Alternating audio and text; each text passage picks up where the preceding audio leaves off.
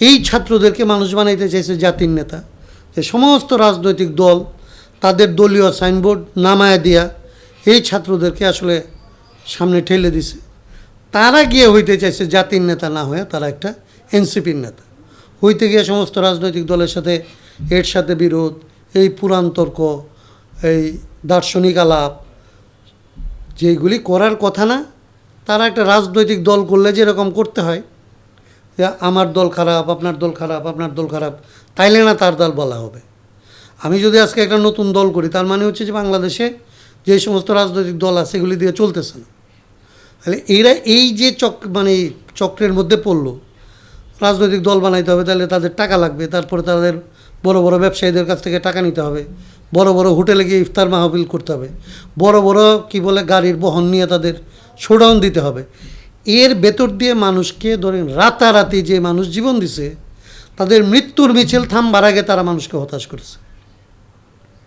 এখন এদের ব্যাপারে আসলে কোনো কথা বলতে ইচ্ছে করে না। যে অনেকেই আশা করেছিল এনসিপি এই জুলাই অভ্যুত্থানের পরে ভালো ভূমিকা রাখবে, তো অনেকেই আশা করেছিল, অনেকে আশাহত হয়েছে। কেউ কেউ বলছে যে তাদের দিয়ে সম্ভব নয়, কারণ তারা অল্প বয়সে দুর্নীতিতে জড়িয়েছে। আপনার বিশ্লেষণ কি? আমি তো সবসময় বলি যে এদের সম্পর্কে আমি কথা বলতে চাই না।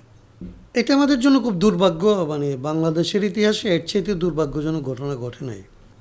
এদের হাতে বাংলাদেশের মানুষ শুধুমাত্র 54 বছরের যে দুর্ভাগ্য এটা না, তারও আগে থেকে যে আসলে মানুষ এখানে আন্দোলন সংগ্রাম করে আসতেছিল একটা গণতান্ত্রিক, একটা মানবিক বাংলাদেশের জন্য। সেই বাংলাদেশ রাষ্ট্রটা তাদের সহায়তা নিয়ে গড়ে উঠবে এরকম একটা বিশ্বাস থেকে মানুষ এদেরকে খুঁজে এনে নেতা বানাইছে। এরা তো কেউ নিজেদের যোগ্যতায় নেতা হয় না। আমি সবসময় যেটা বলি, একটা মানুষ নেতা হওয়ার জন্য কাজ করতেছে, জীবন দিয়ে দিতেছে, মানুষের পক্ষে দাঁড়াইতেছে, সংগঠন গড়ে তোলার চেষ্টা করতেছে, একটা রাজনৈতিক বয়ান দাঁড় করানোর চেষ্টা করতেছে, ক্রমাগত পরীক্ষা দিয়ে মানুষের কাছে পরীক্ষিত হয়ে আস্তে আস্তে নেতা হয়ে উঠতেছে। তার জন্য জেল জুলুম, আত্মত্যাগ, সম্পদ বিসর্জন, এগুলির ভেতর দিয়ে আসলে আমাদের এখানে নেতৃত্ব তৈরি হয়। তাদের মধ্যে অনেকে সফল হয়, অনেকে সারা জীবন আসলে ত্যাগ করার পরেও ওই রকম নেতৃত্বের জায়গাটায়, জাতির নেতৃত্বের জায়গায় পৌঁছতে পারে না। তার ভাগ্য থাকে কিংবা পরিস্থিতি তাকে আসলে সেইভাবে দেয় না। কিন্তু এই দেশের রাজনীতিবিদদের এবং এখানকার আন্দোলনকারী দলগুলির অনেকের ব্যর্থতার কারণে এবং অনেকের চরিত্রের আসলে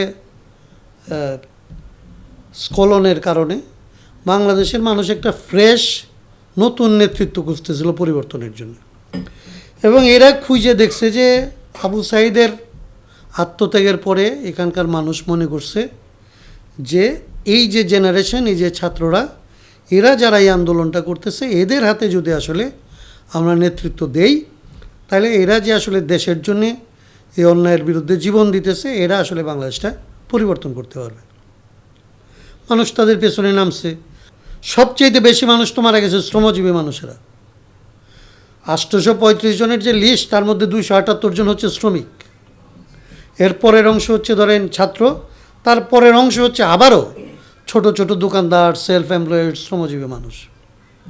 তার মানে একটা বড় অংশ মানুষ, ছাত্রদের ডাবল অংশ মানুষ মারা গেছে হচ্ছে যারা শ্রমিক, শ্রমজীবী মানুষ, দোকানদার, ছোট ব্যবসায়ী, তারা। তো তারপরে মানুষ এটাকে ছাত্র গণঅভ্যুত্থান মনে করছে, ছাত্রদেরকে এখানে নেতৃত্ব দিতে চাইছে, সম্মান দিছে, তাদের উপরে বিশ্বাস রাখতে চাইছে, তাদের একটা নেতৃত্ব গুণ আছে, এই গুণটার উপরে দাঁড়াইতে চাইছে। তো দুর্ভাগ্য কাকে বলে ধরে, এরা রাতারাতি এই সরকার গঠন, অন্তর্বর্তীকালীন সরকার গঠনের এটা শেষ হইতে পারে নাই, তার মধ্যেই তারা ধরেন তাদের নিজেদের স্খলন, ক্ষমতার লোভ, পদের লোভ, ষড়যন্ত্র, নিজেদের দলের মধ্যে ভাঙন, নিজেদের লোকদেরকে, পরীক্ষিত মানুষদেরকে সংগঠনের জায়গা থেকে, নেতৃত্বের জায়গা থেকে বাইরে ফেলে দেওয়া, একটা সিন্ডিকেটবাজি করা, একটা রাজনৈতিক দল হইতে যাওয়া। মানুষ দিচ্ছে এটাকে, সমস্ত জাতি তাদেরকে নেতৃত্বের জায়গায় বসাইতে চাইছে। মানুষ চাইছে তারা জাতির নেতৃত্ব দেখ, তারা চাইছে তারা একটা গ্রুপের একটা অংশের নেতা হইতে। একই ঘটনা শেখ মুজিবের বেলায় ঘটছিল। বা 71-এর 10 জানুয়ারি যখন আসলে উনি ফেরত আসছিল, এই দেশের মানুষ তাকে তার আগেই বঙ্গবন্ধু বলছিল। আর 72-এর 10ই জানুয়ারি যখন আসছিল তখন মনে করছিল এই দেশের মানুষ যে উনি দল মতের ঊর্ধ্বে, সবার ঊর্ধ্বে আসলে উনি জাতির নেতা হবে। তো উনি গিয়ে তারপরে আওয়ামী লীগের নেতা হইল। উনি গিয়ে জাতীয় সরকার বানানোর বদলে আওয়ামী সরকার বানাইতে গেল। উনি এমন করলো যে নিজের ছাত্রলীগ আসলে দুইটাকে একসাথে রাখতে পারলো, ছাত্রলীগ ভাগ করে দিল, ভাগ করে উনি এক ভাগের নেতা হলো। মানে মানুষ বানাইতে চাইলো তারা জাতির নেতা, সবার নেতা, উনি হইতে চাইলেন আসলে আওয়ামী লীগের নেতা। এইবারও এই ছাত্রদেরকে মানুষ বানাইতে চাইছে জাতির নেতা, যে সমস্ত রাজনৈতিক দল তাদের দলীয় সাইনবোর্ড নামায় দিয়া এই ছাত্রদেরকে আসলে সামনে ঠেলে দিছে। তারা গিয়ে হইতে চাইছে জাতির নেতা না হয়ে তারা একটা এনসিপির নেতা হইতে গিয়ে সমস্ত রাজনৈতিক দলের সাথে এর সাথে বিরোধ, এই পুরাণ তর্ক, এই দার্শনিক আলাপ, যেগুলি করার কথা না। তারা একটা রাজনৈতিক দল করলে যেরকম করতে হয়, যে আমার দল খারাপ, আপনার দল খারাপ, আপনার দল খারাপ, তাইলে না তার দল বলা হবে। আমি যদি আজকে একটা নতুন দল করি, তার মানে হচ্ছে যে বাংলাদেশে যে সমস্ত রাজনৈতিক দল আছে এগুলি দিয়ে চলতেছে না।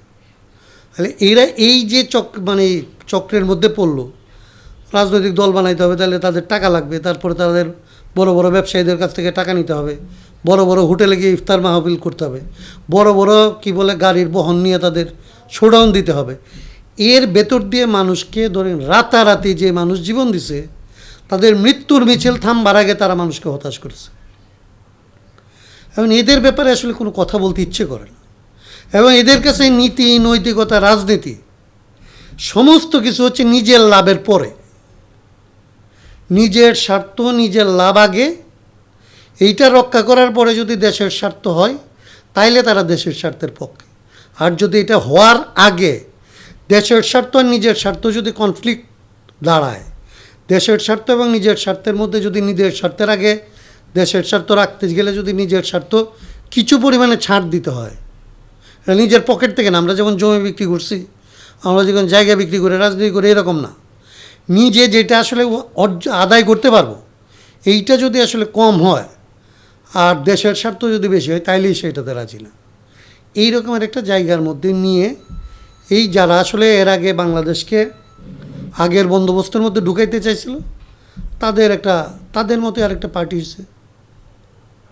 বিএনপি যেরকম একটা পার্টি, আওয়ামী লীগ যেরকম একটা দুর্নীতিগ্রস্ত পার্টি, খুনি পার্টি, জামাত ইসলামী যেরকম একটা খুনিদের পার্টি, গণহত্যাকারী পার্টি, ধর্ম বিক্রি করার পার্টি, এরা এরকম আর একটা দুর্নীতি বেচার পার্টি। এখন জুলাই 71 বেচে, মানে আওয়ামী লীগ যেরকম পাচার করবে, লুটপাট করবে, এটার নাম দিবে মুক্তিযুদ্ধের চেতনা।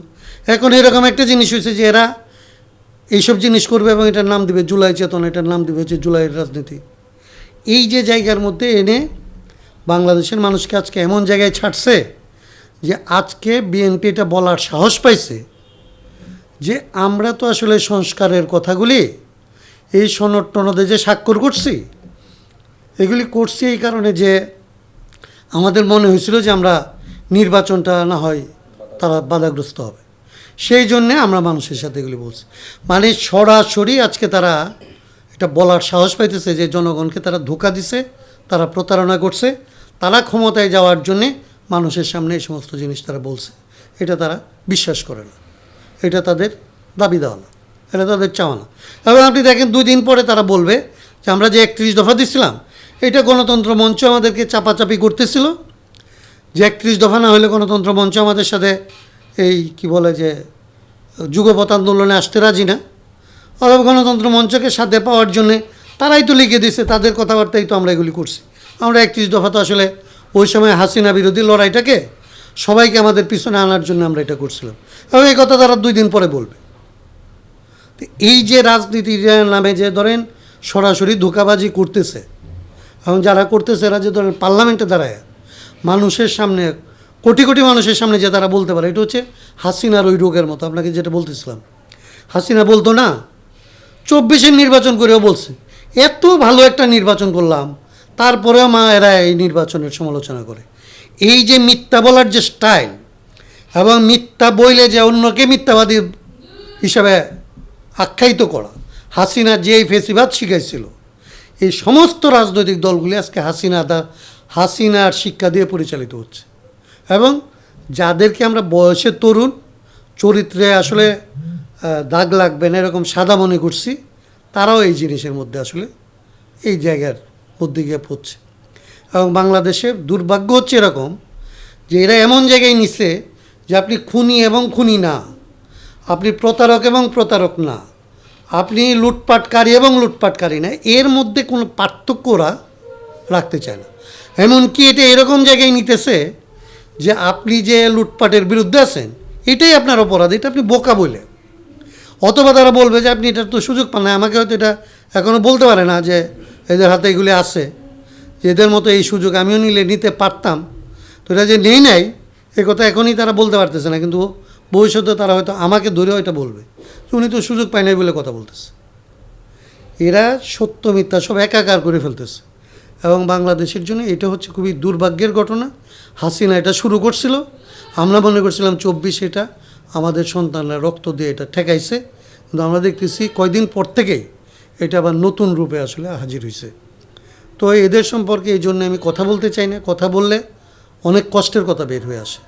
এই বাচ্চাদের সমালোচনা করতে আসলে এই বয়সে এটা আমার বয়সের সাথে মিলে না, এদের সাথে যে সম্পর্ক এটার সাথেও আসলে মিলে না। আমরা নিজেরাই হচ্ছে নষ্ট, এই জন্য আমাদের সন্তান সন্ততি সবই নষ্ট। এখন এইভাবে বলা ছাড়া কিছু বলার নেই।